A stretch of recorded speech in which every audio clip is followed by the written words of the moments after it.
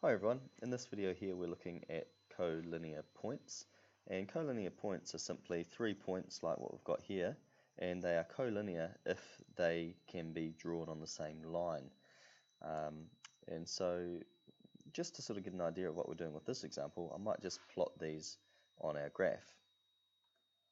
So here's our graph, and we'll put some units onto here.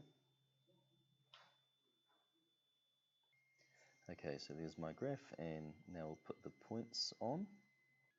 So there's our points on, and really what we're just trying to work out is it possible for us to put a line that would go through all 3 points?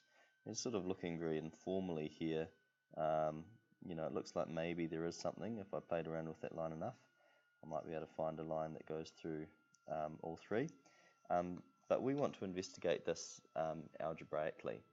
And so if we can find the gradient connecting 2 lines, like if I can find the gradient between those 2 lines and compare that to the gradient of that line there, if those gradients were the same, then I would have 2 collinear points.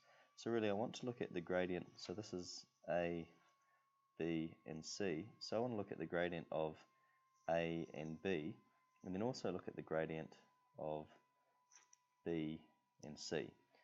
Okay, so gradient is nice and easy. So for that first one, we've got our rise, so that would be negative 11 minus negative 2 over our run, which is negative 3 minus 0.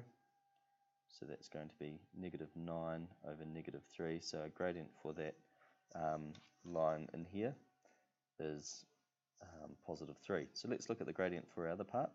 So m for that is going to be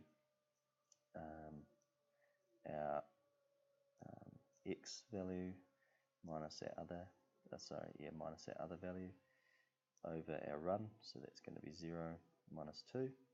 So that gives us negative 6 over negative 2, which is also 3.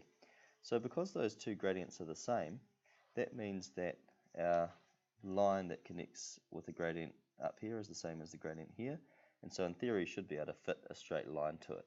So let's try that this time. We'll see if we can get a line to work, and there's our line that goes through all 3 points. Okay, so that's the whole idea of collinear. If you investigate the 3 points and your 2 gradients are not the same, obviously they can't be equal to one another. They can't be on the same line. So I've got some work there on OneNote as well that you can go through and practice this. And this is the last topic for coordinate geometry. And now you can move on to sequences and series.